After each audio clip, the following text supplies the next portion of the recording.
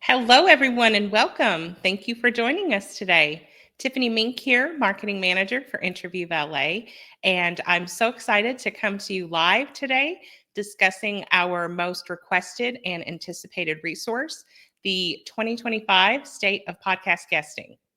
Now, for a decade, Interview Valet has served the podcast community, and part of that has relied on our extensive data collection. We track everything that we can to help guests and just the entire podcast community be more informed and aware and build better strategies around that. So earlier this month, we released our 2025 State of Podcast Guesting, and we're going to go through those findings here today and discuss them and what they mean for the future of podcasting. So before we bring on our presenter and dive in today, I just a couple housekeeping items I want to run through here.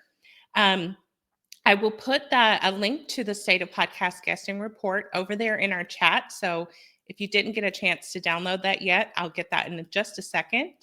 And also, I'll share any other resources that we discuss here today if you want to get links for those as well. And speaking of the chat, I do encourage you to utilize it. Put your questions in there as things come up as we're talking here. If we don't answer them in real time as they pop in, I will be collecting them, and we have a dedicated Q&A time here at the end to talk through everything and just have an open conversation of what's going on. So to kick us off, why don't you go ahead and start us out by putting over in the chat where you're tuning in from. It's always great to see all the different locations and regions here live with us today. Myself, I'm tuning in from the Pacific Northwest in Whidbey Island. So while you are doing that, I am going to go ahead and bring on our presenter, Interview Valet's founder and Chief Evangelist Officer, Tom Schwab. Greetings from Kalamazoo, Michigan. Hello, Tom.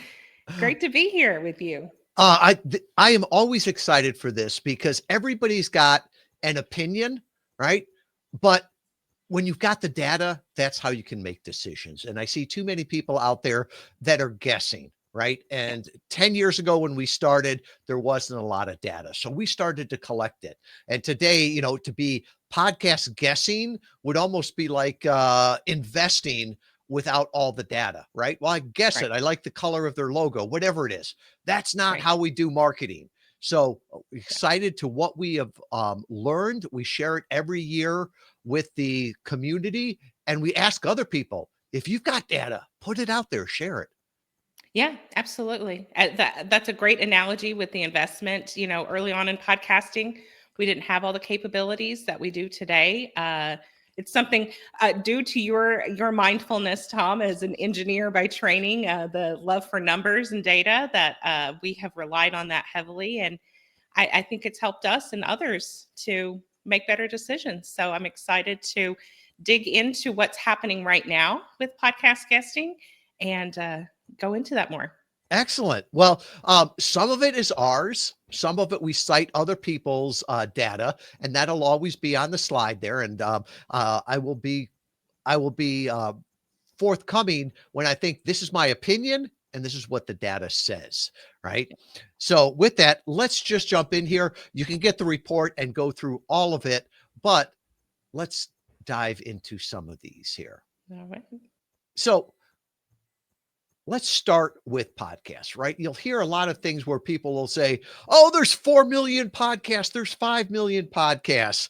It depends what data you look at, right? It's somewhere between 2.5 and 3.5, right? And often people will say, well, it's saturated.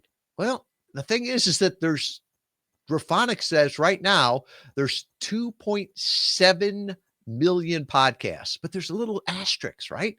It also says that only 344,000 are active, right? Meaning that they published something in the last 30 days, right? It's very easy to start a podcast.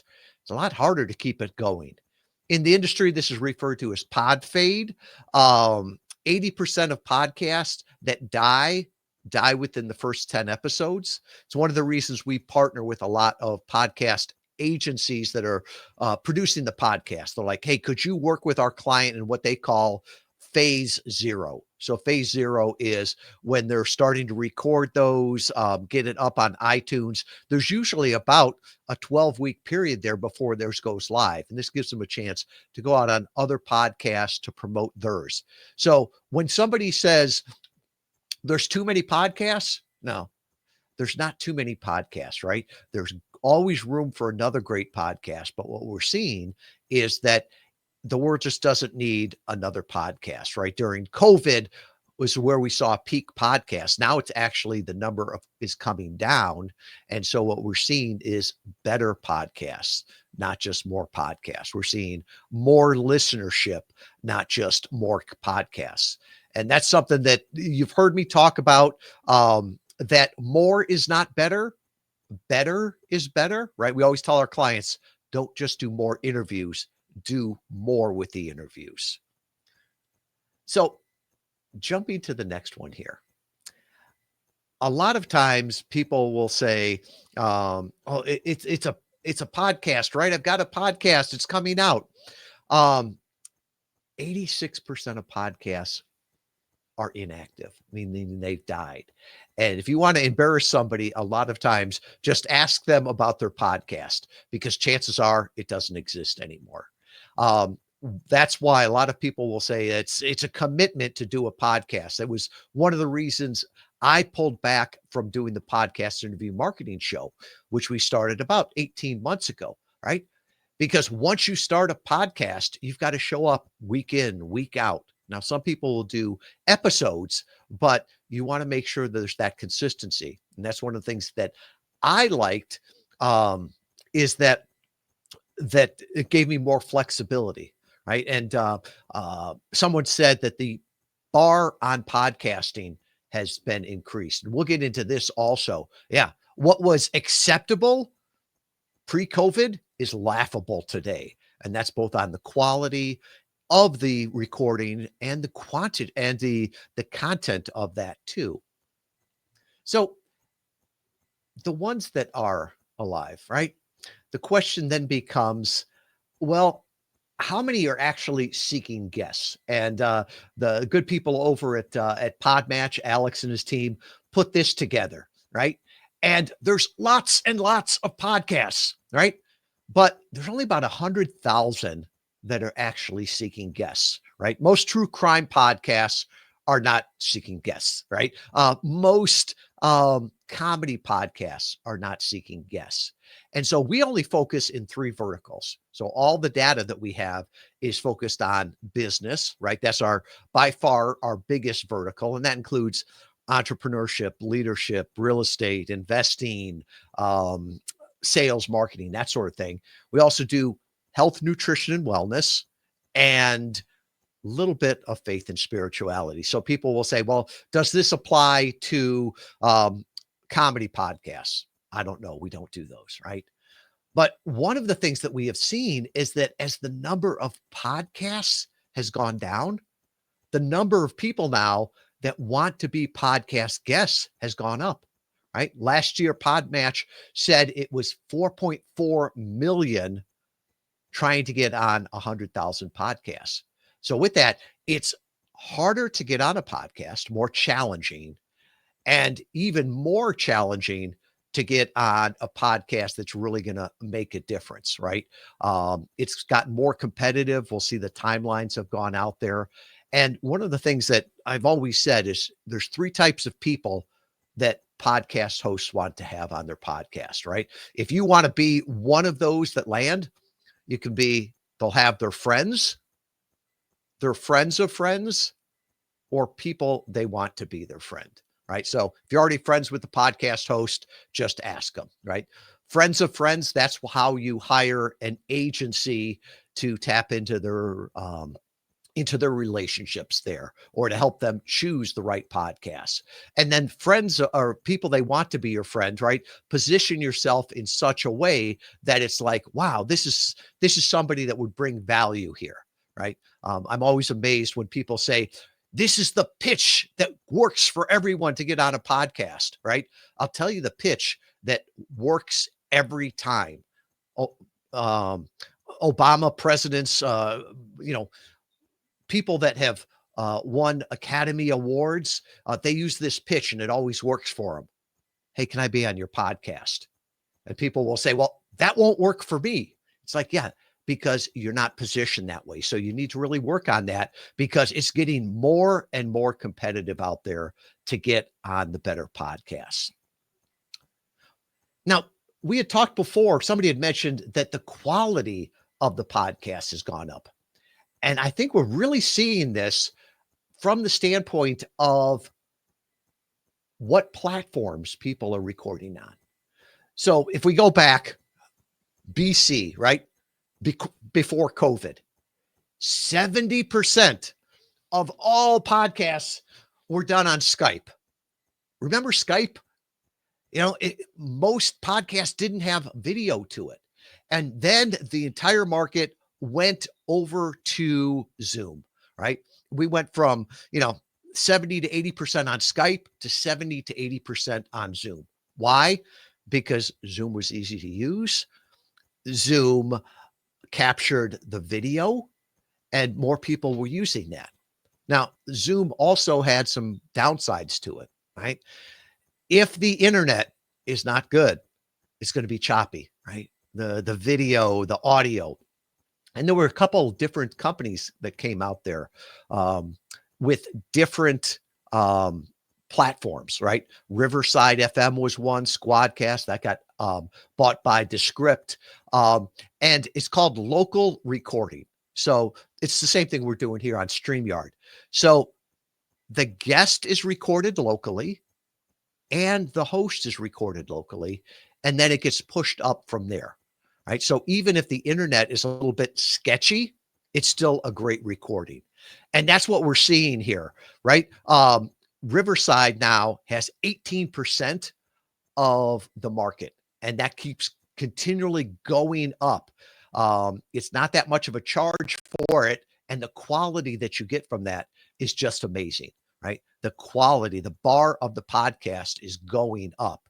Now, also remember, this is a guest, right? It used to be you better have a good microphone to sound as good as the host. Well, now the same thing applies for video. So make sure your background is good, right? We did a great episode on the podcast interview marketing show with Junaid, who talked about setting up your home studio. Doesn't take a whole lot with that. You want to make sure that your camera is good, right? Because video can be dated. So make sure you're looking at that because the world is changing here. And one of the ways it's changing is that the quality on podcasts is going up, right? Right now, if somebody says, what platform are they using? I'm saying chances are it's Zoom, but make sure that you're ready for from Riverside, right? To me, Zoom is getting quirkier and quirkier, right? They're adding all these bells and whistles that we really don't need. And for some people, it doesn't work. And let me give you an example. I did an interview with Peter Leviton, great mind in the agency world. And Peter lives in Mexico, right? He lives in paradise there. We do the entire interview, and I looked down, and his recording had only uploaded about 40% when we were finished with it. We used Riverside. So I just asked him, hey, could you keep your computer on, let it upload? I think it was another 15 or 20 minutes before it uploaded. Now, we could have done that on Zoom or Google Meet, one of those, but the quality would have been really lousy. So make sure you're thinking about that. The other thing that's really changed since COVID is when people do interviews, right? During COVID, there was a joke that we had that people did interviews on any day that ended in Y, right? We were all in the same place. It doesn't matter. Now we're seeing it to go back to pre-COVID and probably even more so. The days that most people are recording, it's a bell curve right around pretty much Tuesday, Wednesday, and Thursday. And remember, our data is based on the guest, not the host.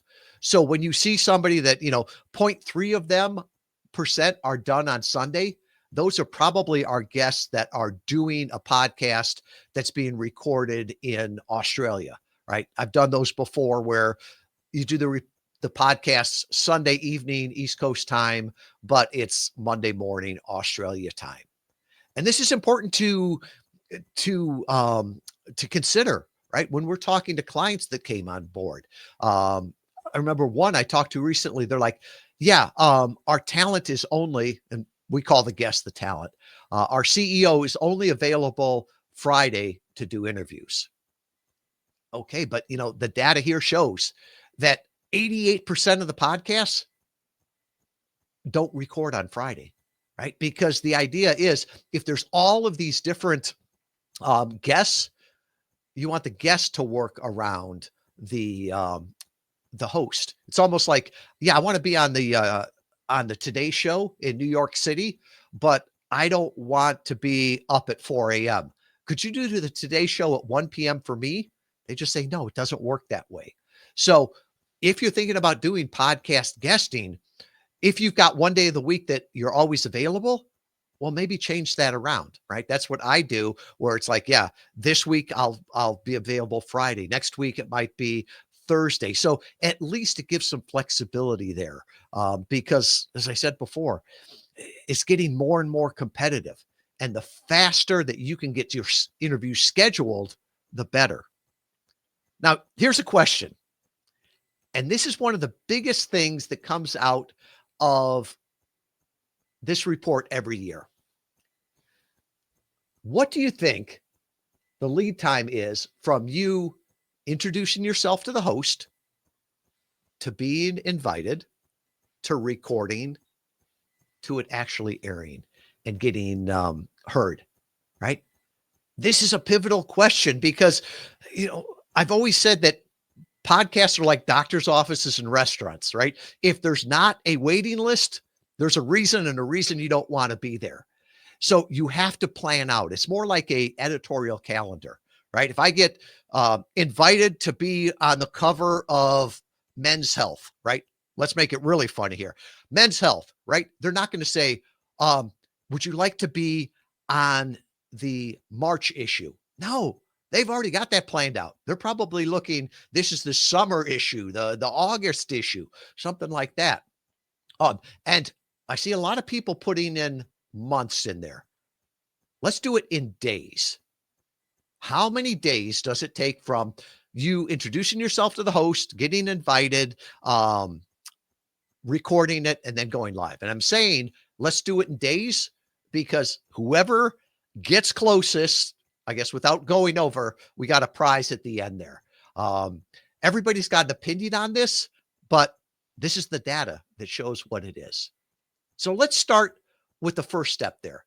How long does it take to go from introducing yourself to the podcast host to actually getting invited? And you'll notice I use the word introduce there, and that's intentional. A lot of people will say pitching, right? We intentionally don't use the word pitch. I know where it comes from, right? You pitch an idea, you pitch a story, but unfortunately, people are using it to introduce people, right? You pitch an inanimate object, you introduce a person. And too much of podcasting now is just robo pitching, right? There's a company out there, and their whole tagline is you can pitch 1,000 podcasts in the time it took you to pitch one. It's like, oh, okay, I guess you can spam 1,000 podcasts in the time it would take you to spam one. So the mean time, that means, remember from high school math, mean means half of them are below the line, the other half are above. The mean time between when you reach out to the host and when they say yes is 4 days, right? And you'll hear some people that say, you need to keep following up all the time, right? Sometimes no answer is an answer, right? If you've introduced yourself and you follow up, right, and you don't hear back, that could be a reason, right? One of the things we see, ours has a little bit of a longer tail, is because we've got a group of, we call them podcast relationship managers. And so they're always talking with the host. They're always reaching out to the host. And sometimes as they're talking, maybe a month after they introduce someone, it'll come up in conversation. And they're like, oh yeah, let me go back and check on that one again. But really, this is the shortest part of that entire timeline. You're pretty much looking at a mean time of 4 days to go from when you introduce yourself to when you get a response. So now let's talk about the other one, right? How about the time from being invited to the time you actually recorded? Last year in 2023, it was 33 days. This year, the mean time jumped up to 44 days, right? So you're looking 44 days from when they invite you to when it's recorded. Now, there's a bunch of things that go into this. And let me explain, because our clientele could be different than you, right? So remember, we've got to find a time for the host to work and the guest to work. A lot of our clients are, CEOs, thought leaders. They're speaking, they're traveling. So sometimes they can't jump on the calendar right away. So there's some delay there. There's other ones where the host is booked out, 3 months. So there's a lot of things there. The more flexible you can be, the better. The other thing is, you know, speed, right? It's like in sales. The speed is everything. So if somebody invites you on a podcast, show that you're interested and book that right away. Because if it's sitting there for a couple of weeks, we've even seen some that get rescinded, right? Because it's like, hey, if you're not interested, I'm pulling that invitation back and giving it to someone else. So we had 4 days, and then we had 44 days from invitation to actually recording. Then we go from recording to going live. And this one was interesting this year. The mean time is 35 days. It actually went down this year. The wait between invitation to recording went up, but from recording to going live actually went down. It's 35 days. So about a month, right? On average, for those to go live.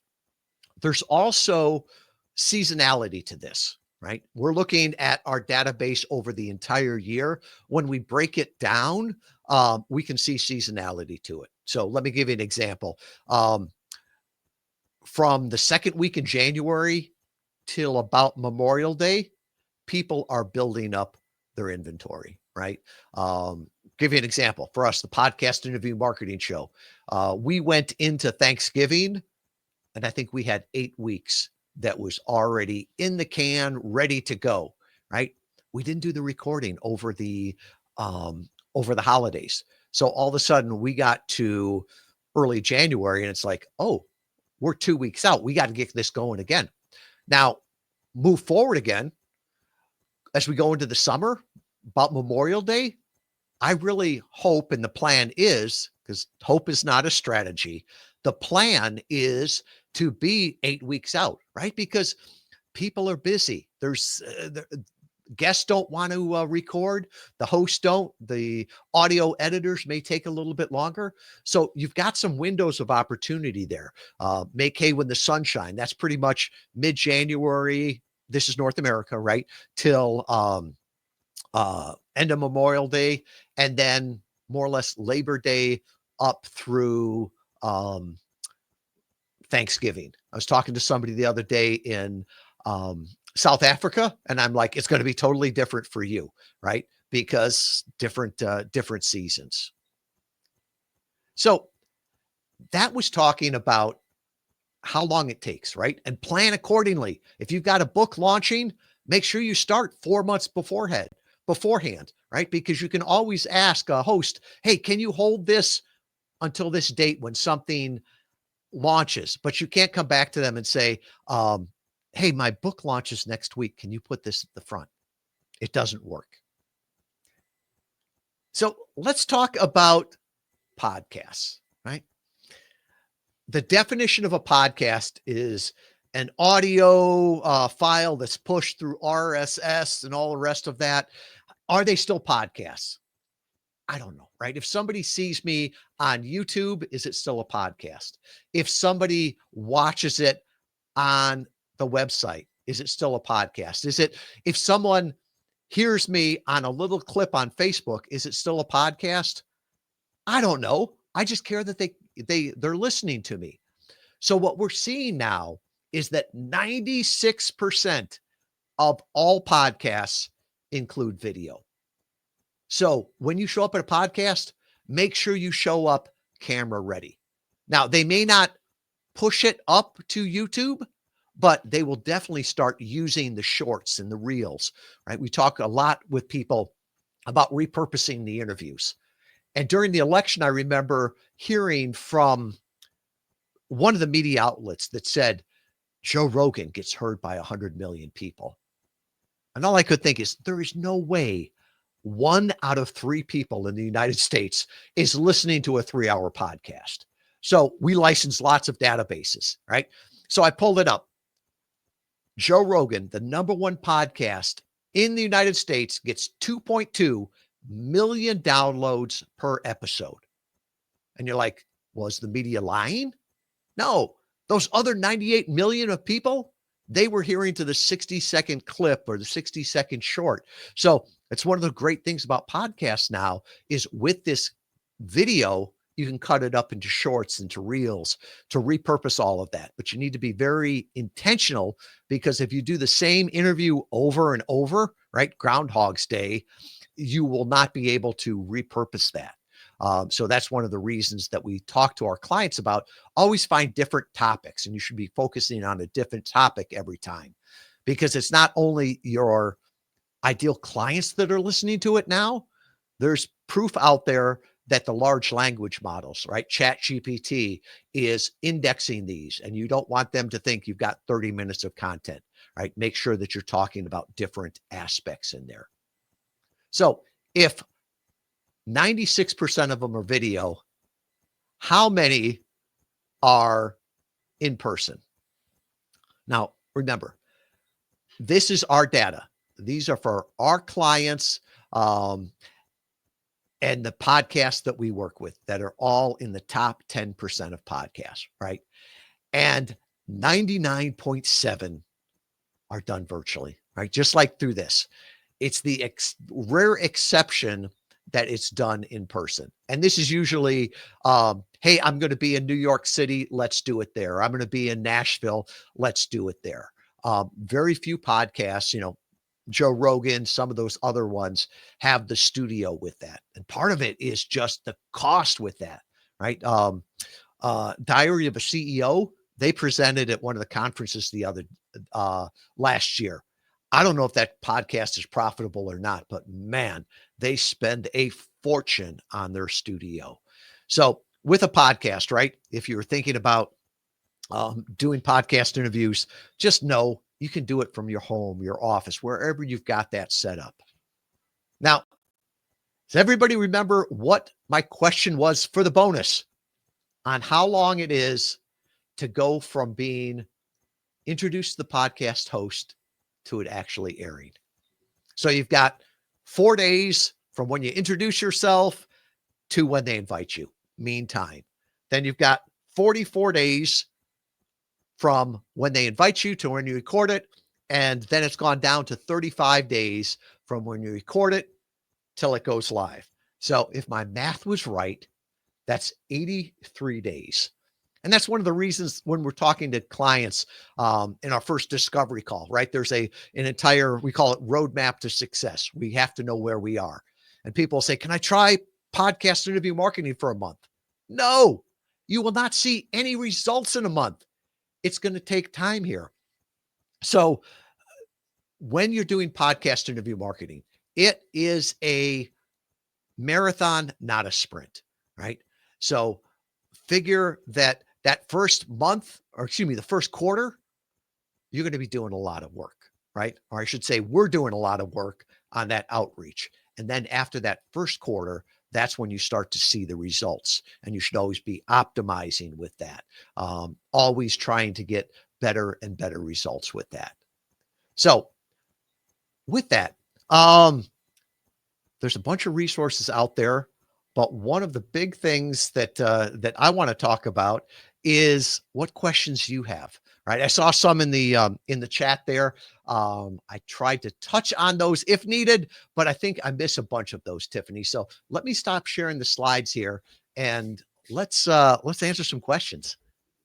Absolutely, Tom. That was great. Active chat over there. So I was collecting things as we went along. Um, Going back up a little bit into the presentation, Alejandro asked, how do you handle a podcast guest who shows up for the interview with very poor image quality? I know that's something that on the podcast guest and host side has happened. We know firsthand that happens. Um, what's a polite way for the host to address that? All right.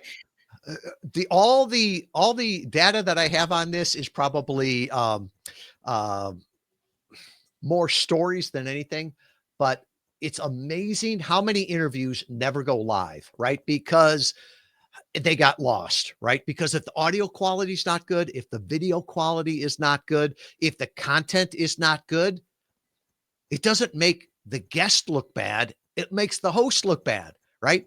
Your number one loyalty as a host is to your audience, right? And so if somebody shows up and they're not prepared, I don't know that I would waste the time with that, right?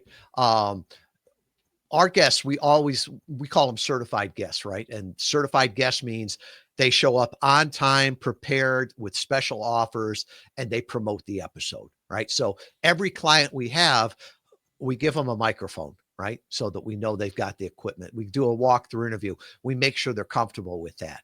Some people, I would say most hosts are sending out an email that says, here's how to prepare for it, right? And if somebody doesn't follow that, that's sort of disrespecting it, right? Or if they're that unprofessional, maybe if you really want them as a guest, maybe you ask them, right? Hey, can we reschedule this? I want to make sure that you're shown in the best light. There are some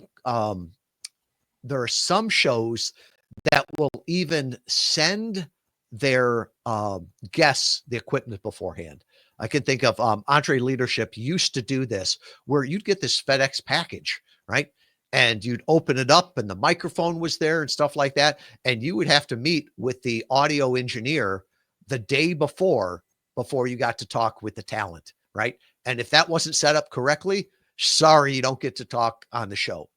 So those are all things to look at. In some ways, I look at this as it's a litmus test, right?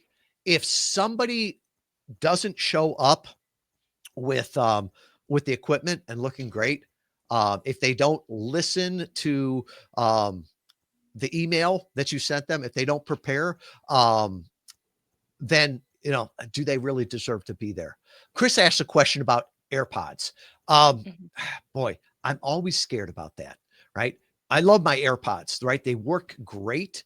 But there's a few things. One, I've been on shows before where all of a sudden the AirPods go down, right? They run out of juice, or the phone rings and they go to there, right? The more things that you can cut out, the better, right? So, like, even people will say, run a hard wire from the Ethernet or the router to your computer. Why? It takes out a variable.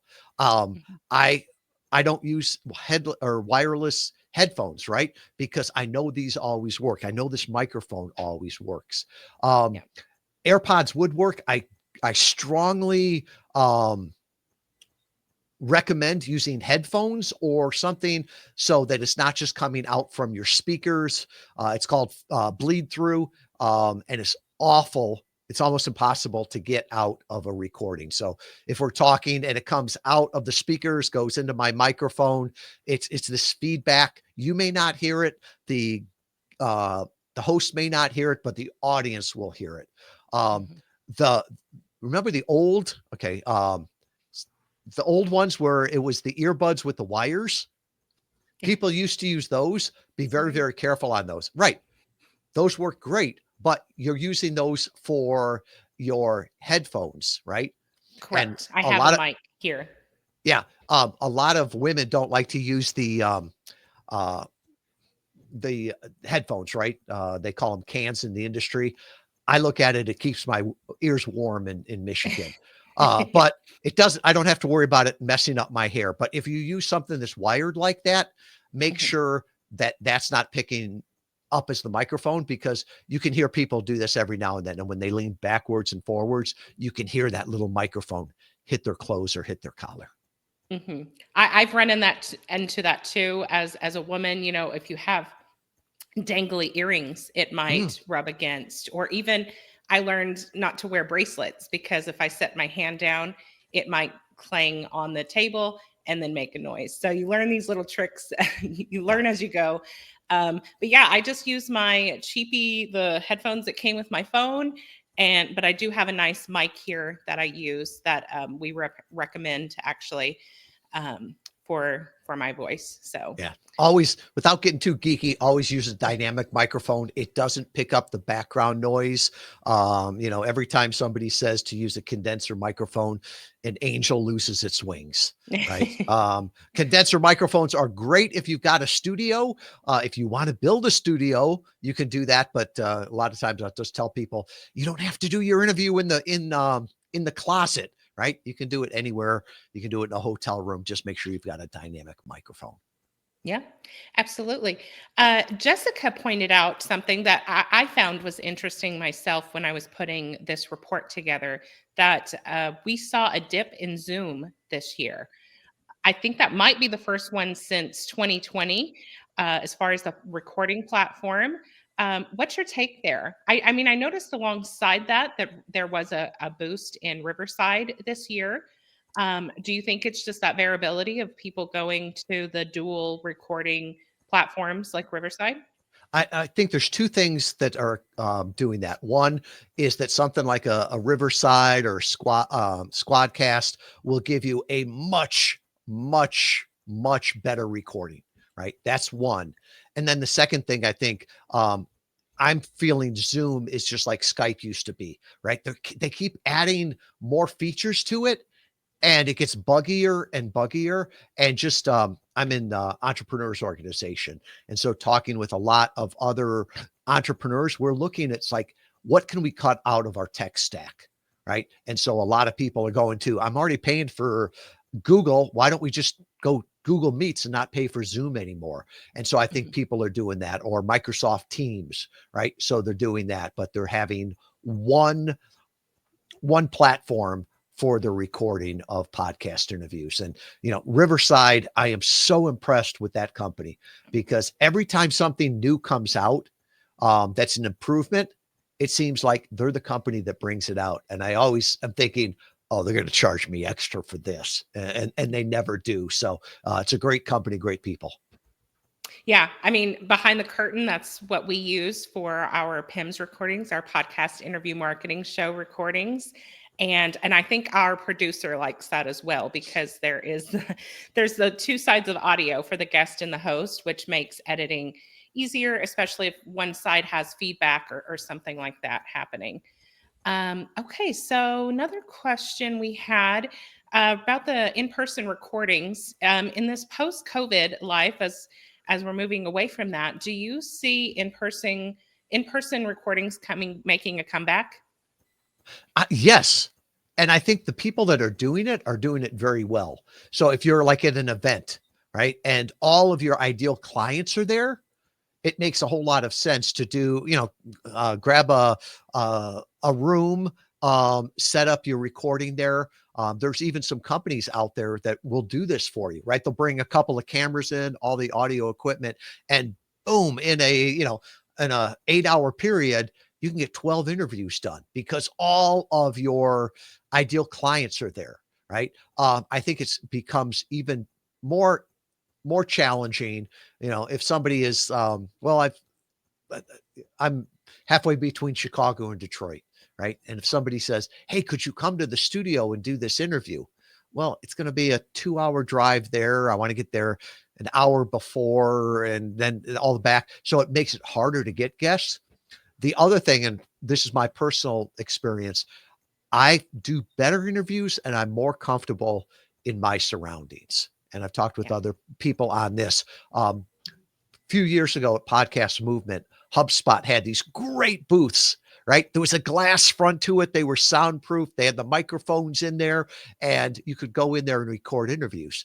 And I remember going in there and feeling like I was in a fishbowl, right? Yeah. Where people were walking by. I wasn't used to being across the desk from someone. And I was like, as a introvert, I feel much more comfortable at my home behind my computer, behind my microphone. And for me, it's just easier to do it that way. Yeah. And the cost is a major factor in that too, right? And just the perk and what has done so well with podcasting is it's, you can record in your own individual locations.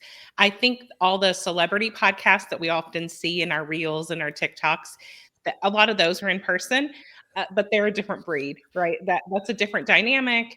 It's a different they're working in a different arena than your average business marketing podcaster. So yeah, and Yeah. introvert night. Yeah, that ties into that as well. Yeah. Okay. Looking around here, let's see. This was a great question from Kristen. How early should someone begin planning a podcast interview campaign? If it's tied to a date, right? Like a book launch or product launch. I think that's a great question because we talked about those timelines and how long it takes from introduction to going live. Um, what's your recommendation there? Yeah, and we do a lot with category design. And in category design, they call it a lightning strike. We call it a guest storm for that. And the idea is to have massive visibility at a certain point in time, right? That could be a conference that you're doing, a new product you're launching. For most of ours, it's tied to a book, right? We do a lot of nonfiction book tours. So we typically will tell people to start 4, maybe 5 months beforehand, especially if the summer or the holidays are in there too, right? Because if it's 83 days from reaching out to recording, if you go to a host and say, my book launches next week, it's not going to happen, right? And Right.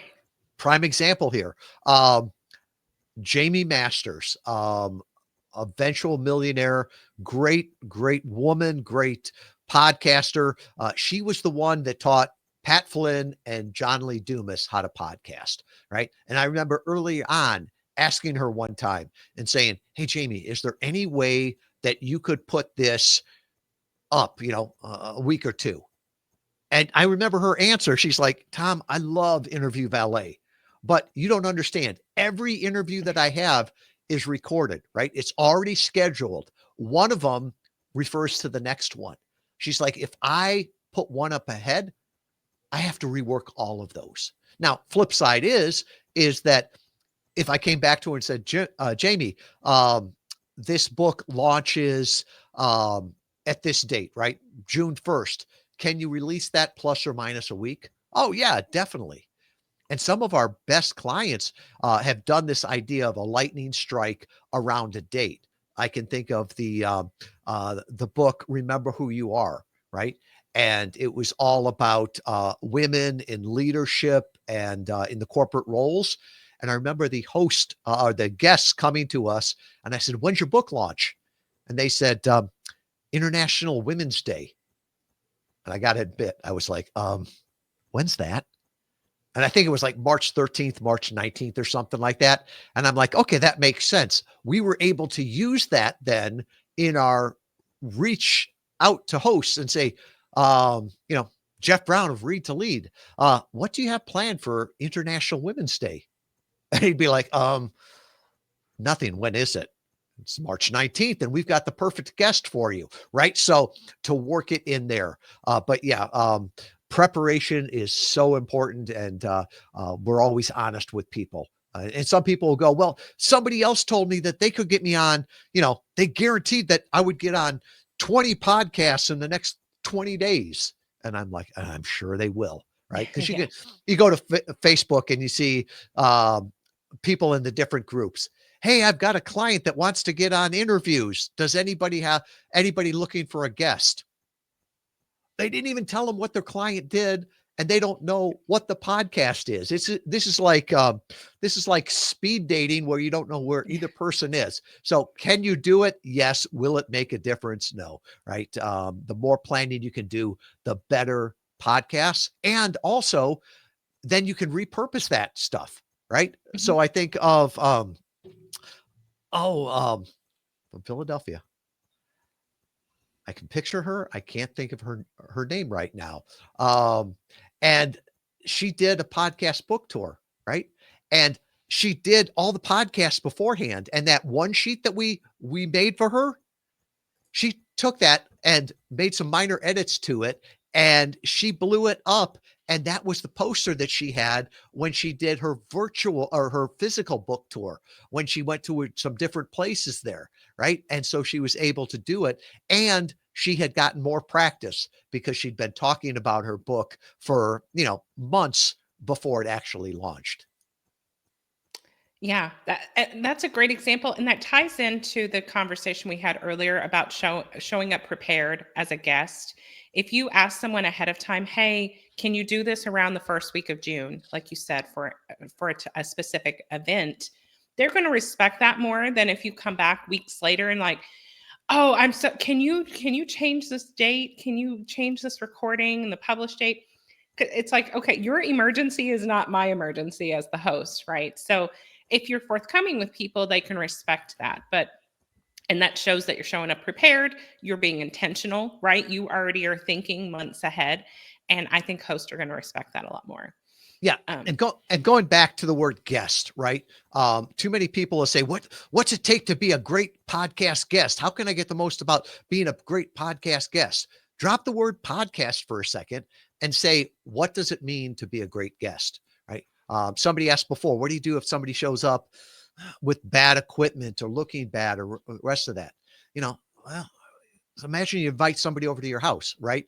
They're going to show up on time. They're going to RSVP, so you know that they're going to be there, right? You're not wondering 5 minutes before dinner goes on the table, are they going to show up? They're going to be mhm. gracious. They're going to thank you afterwards. And as a podcast guest, how do you do that? By promoting the episodes. DJ Doug Sandler from Nice Guys on Business, he nailed it when he said, as a podcast guest, you don't have to promote yourself on the show, right? He said, if you do a good job, I will promote you more than you ever could. So I always tell people, when you go there, be gracious, show up on time, be prepared, and make the host look like for a genius for having you there. They'll take care of the rest. Yeah, absolutely. That's a great way to look at it. Drop the word podcast and just you are a guest. I think one wrap up question here that'll tie into what we've been discussing largely, and that's: are you seeing any trends in how hosts are selecting guests? Are there any changes that we've seen in that process over getting hosts to say yes to guests? I think the easier you can have them say yes, the better, right? And one of the things that we have seen and the progression here over the last decade, it used to be that hosts would ask everybody the same 10 questions, right? And that was state of the art 10 years ago when we started. Or you would reach out to the host on your one sheet and say, here's 10 questions you can ask me. Today, that is seen as rude, right? Tiffany, Right. if it's the first time you and I met and I'm like, hi, Tiffany, ask me these questions. Right. Here's A how to good do your job. Yeah, a good podcaster will be insulted by that. And if they ask the questions in order, it sounds stupid and every interview sounds the same. So Right. make it easy for the host to say yes. So give them a topic or a couple of topics, right? We don't just reach out to some a host and say, "Hey, we've got this guest. Tiffany Mink can talk about digital marketing." That's pretty wide, right? Right. Give them a Right. topic, right? Based on what you're talking about, right? That you were talking about AI the other day and its impact on SEO, right? Okay, well, Tiffany can talk about how to make Chat GPT your best referral source in 2026 by using targeted podcast interviews. They look at that and they're like, oh, that'd be great to talk about. So getting specific on there too. And also now you know what they're going for. They know what they're going for. You can repurpose that content. Just that spray and pray doesn't work anymore, right? Or at Yeah. least it doesn't work for good podcasters. Right. And showing that you are not just another person showing up to talk about AI, for example, you have a unique position or thought or expertise on the topic, offering something new to the whole community. And then, like you said, then the host can prepare a little bit and be like, oh, this is a really great conversation. And we always liken it to the best podcast interviews are like overhearing two friends, having coffee. It shouldn't feel like they're reading a script. It should not feel like a news segment where, the reporter is just reading off a list of questions. It should feel like a conversation, some banter there. Um, and then that's what audiences want to hear. And those are often the podcast and the episodes that fare well better with audiences as At, well. at, time, at times, it sounds stupid that we still call them podcasts, right? And then the other thing that we call it an interview because it's not an interview; it's a Yeah, discussion. by definition, no. Okay, I think that has everything we have here today. So I want to thank everybody for hopping on with us. Thank you, Tom, for all your wisdom and insights. And we've appreciated having you here. Those of you that registered, we will send a copy of the recording over to you, along with all the other resources that we mentioned here today. And always, if there's anything we can do to help, you can always reach out to us here on LinkedIn or my email, Tiffany@interviewvalet.com. And we'll see you next time. Thank you.